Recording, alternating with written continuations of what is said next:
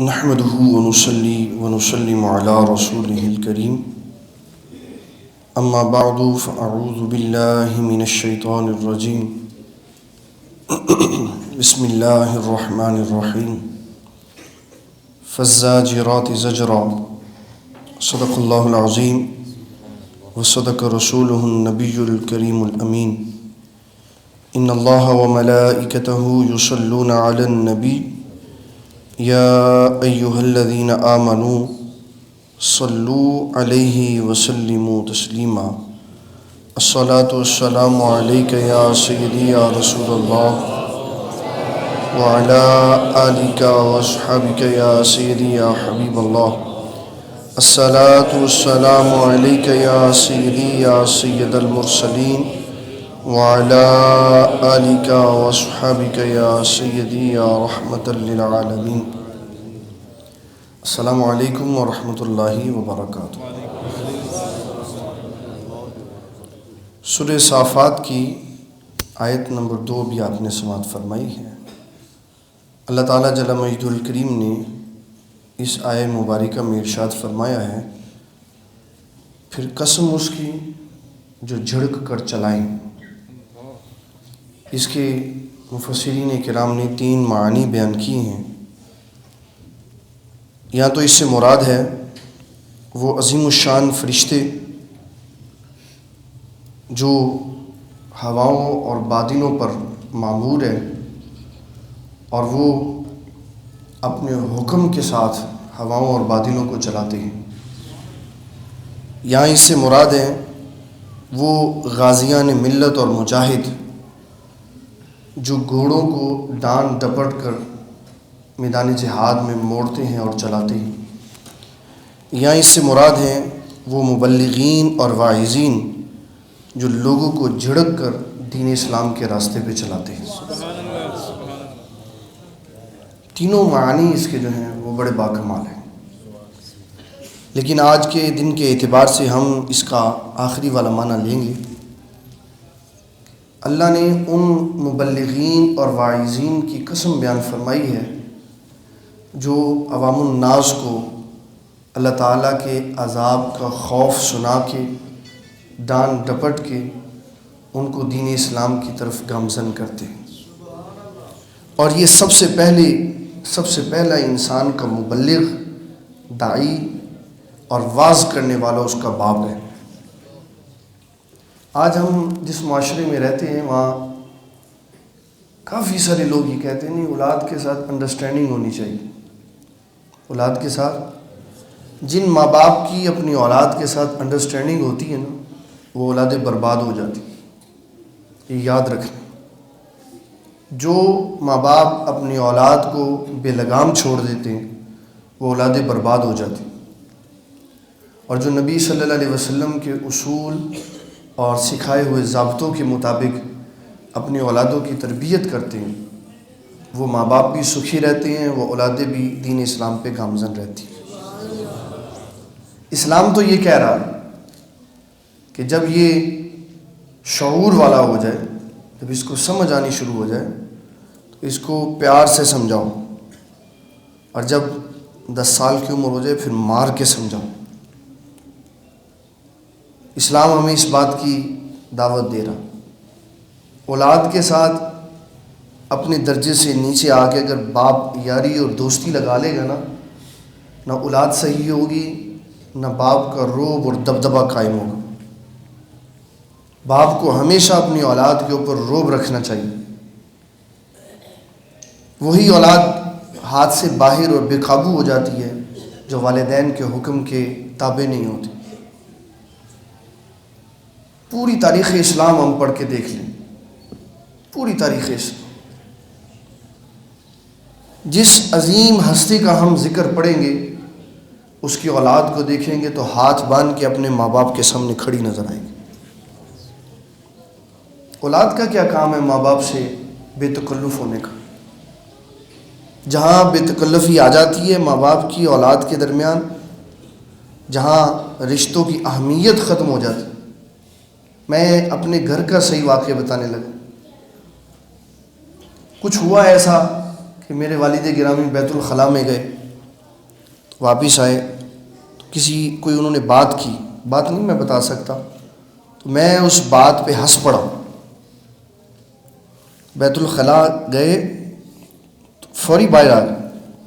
فرمانے لگے تیری اس بات سے مجھے محسوس ہوا ہے جیسے تو نے میرا مذاق اڑایا، میرا مذاق اڑا. 36 سال میری عمر ہے، آج بھی جرت نہیں ہے کہ میں بے تکلف ہو کے اپنے والد گرامی سے بات کر سکوں.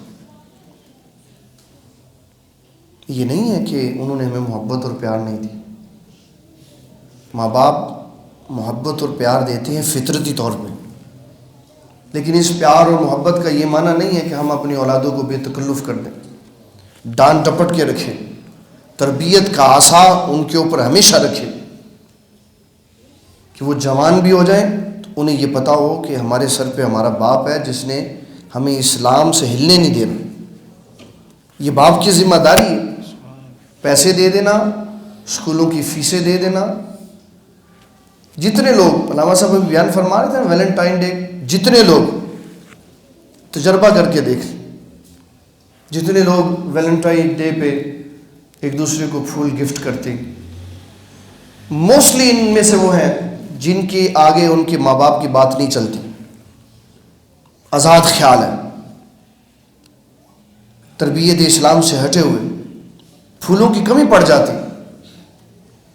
یہ کیا ہے؟ یہ غیر اسلامی ایک تہوار پیدا ہو گیا اور میں اس میں ظلم کی انتہا بتانے لگا ہوں. مذہبی گھرانوں میں بھی یہ بات داخل ہے. مذہبی گھرانوں میں بیوی اپنے شوہر کو ویلنٹائن ڈے پہ گفٹ دیتی ہے پھول، کہتی ہے یہ تو میرا شوہر ہے. تو شوہر ہے تو رسم تو اسلام کی نہیں نا، رسم تو کسی اور کی. اسلام کی تعلیمات کے مطابق بیوی کو بھی اپنے شوہر کو اس دن کو پھول دینے کی اجازت نہیں. میں قرآن مجید کی آیت سے آپ کو بتا دیتا ہوں. نبی صلی اللہ علیہ وسلم کے پاس عبداللہ بن سلام داخل ہوئے. آپ ایسے سر جھکا کے بیٹھ گئے، بتانا یہ چاہ رہے تھے کہ وحی نازل ہو رہی. جب وحی کا نزول ختم ہوا، کریم آقا علیہ السلام نے فرمایا عبداللہ بن سلام اللہ نے آپ کے بارے میں آیت قرآنی نازل فرمائی. حضور کیا فرمایا؟ اللہ تعالیٰ فرماتا ہے یا ایھا الذین آمنوا ادخلوا فی السلم کافہ، اے ایمان والو پورے کے پورے اسلام میں داخل ہو جاؤ. کہ حضور میں پورا مسلمان نہیں، میں پورا اسلام میں داخل نہیں. فرمایا نہیں آپ پورے اسلام میں داخل نہیں. کہ حضور کیا کام کرتا ہوں؟ فرمایا ہفتے والے دن کی کیوں تعظیم کرتے ہو؟ کیوں؟ یہ دن کافروں کا تہوار ہے، اس دن کی تعظیم کرنا چھوڑو، پھر تم پورے اسلام میں داخل ہو جاؤ.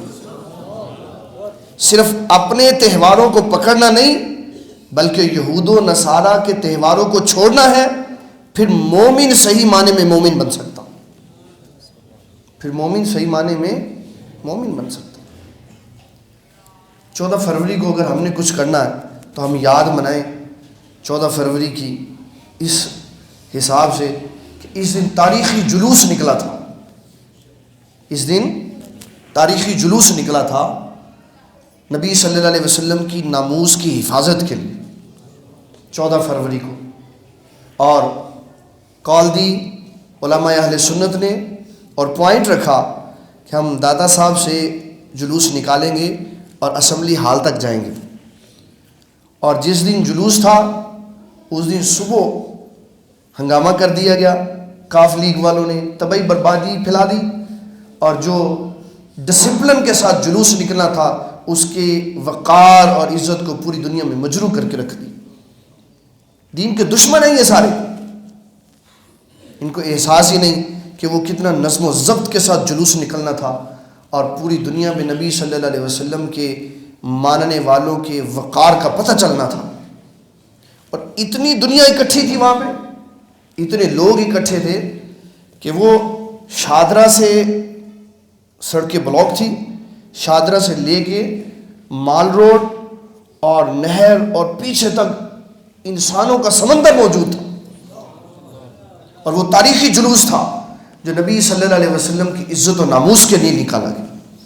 ہاں اگر 14 فروری منانی ہے تو نبی صلی اللہ علیہ وسلم کی عزت و ناموس کا جلوس نکالو، حضور صلی اللہ علیہ وسلم کی ختم نبوت کے اوپر پروگرام کرو کہ یہ تاریخی دن ہی سے اعتبار سے یہ پھول دینا کیا ہے، اس کی اسلام میں کوئی شرعی حیثیت ہے؟ یہ برائی پھیلتی ہے۔ اور میں نے ایک خاتون کا یہ بیان سنا،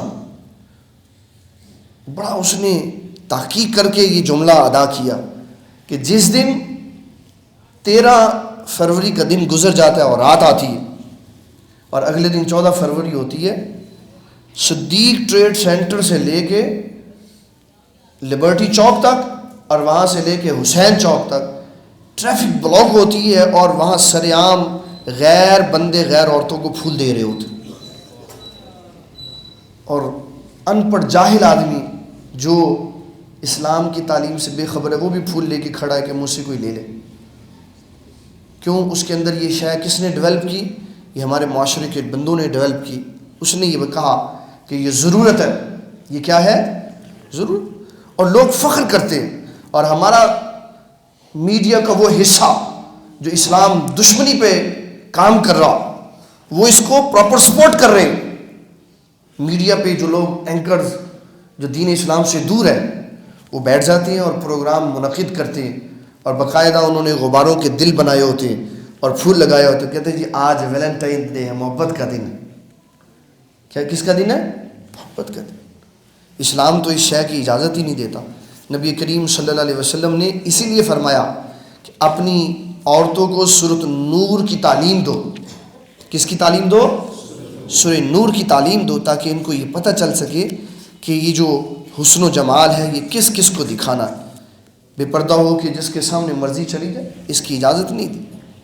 اگر کوئی عورت خوبصورت لباس پہنتی ہے، چہرے پہ میک اپ کرتی ہے، بنتی ہے، سنورتی ہے، اسلام کہتا ہے اگر تیرا جی چاہتا ہے کہ تو اپنا حسن و جمال کسی کو دکھائے تو فرمایا اپنے شوہروں کو دکھا سکتی۔ کس کو دکھا سکتی؟ شوہروں کو دکھا سکتی، شوہروں کے باپ کو دکھا سکتی، اپنے بیٹوں کو دکھا سکتی، اپنے شوہروں کے بیٹوں کو دکھا سکتی، اپنے بھائیوں کو دکھا سکتی، اپنے بھتیجوں اور بھانجوں کو دکھا سکتی۔ یہ وہ افراد ہیں جن کے سامنے عورت چہرے سے پردہ ہٹا کے ان کے سامنے جا سکتی، جو اسلام کی خاتون اول ہے۔ اسلام کی ام المومنین سیدہ عائشہ صدیقہ طیبہ طاہرہ رضی اللہ تعالی، وہ کتنی باکمال پردہ دار خاتون تھی۔ آپ فرماتی ہیں جب نبی صلی اللہ علیہ وسلم وصال کر گئے تو آپ صلی اللہ علیہ وسلم کی قبر انور سیدہ عائشہ صدیقہ کے حجرے میں بنی، تو آپ بغیر حجاب چلی جاتی۔ بغیر حجاب سے مراد یہ ہے چہرے کے اوپر کپڑا ڈالے بغیر، وگرنہ آپ کے سر پہ تو ہمیشہ ہی دوپٹہ جو ہے وہ رہتا تھا، تو چہرہ کھلا ہوتا تو چلی جاتی۔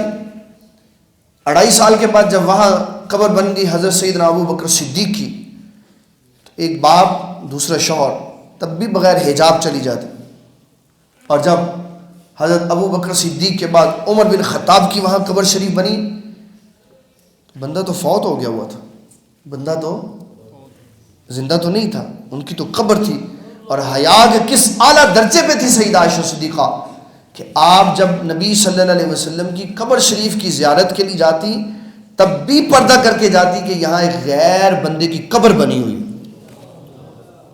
یہ ہم نے کبھی کسی کو سنایا ہے؟ اپنی نوجوان بیٹیوں کو یہ سنانا چاہیے، اپنی بہنوں کو سنانا چاہیے، اپنی بیویوں کو سنانا چاہیے کہ نبی صلی اللہ علیہ وسلم کی زوجہ محترمہ ہماری اماں جان حضور سیدہ عائشہ صدیقہ غیر بندے کی قبر پر بھی بے پردہ نہیں جاتی تھی۔ عبداللہ ابن ام مکتوم رضی اللہ تعالیٰ عنہ آستانہ اقدس میں حاضر ہوئے تو ازواج مطہرات ویسے ہی بیٹھی نہیں جیسے بیٹھی ہوئی تھی، تو کریم آقا علیہ السلام نے فرمایا امہات المومنین سے کہ پردہ کرو۔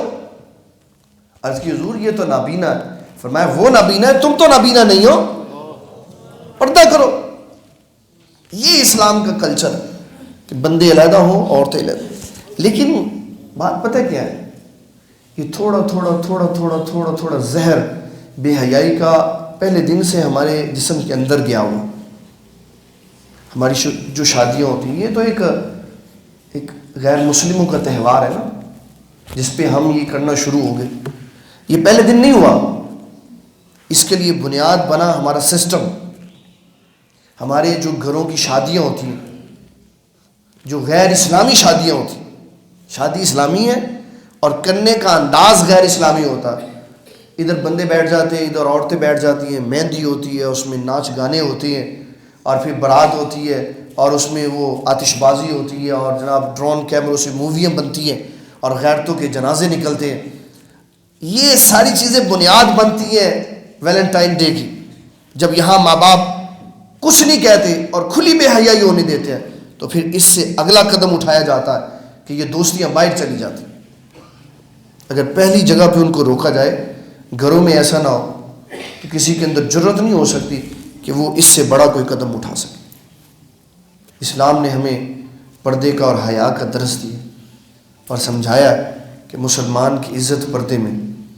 مسلمان کی عزت جو دنیا میں پردے اور غیرت کے ساتھ زندگی گزارے گا، جو دنیا میں پردے اور غیرت کے ساتھ زندگی گزارے گا، اللہ تعالیٰ اس کے پردے کو میدان معاشر میں بھی سلامت رکھے. یہ ہمارے ہاتھ میں خود ہے کہ ہم جو اچھا پیغام ہے اس کو آگے کیسے کنوے کرتے.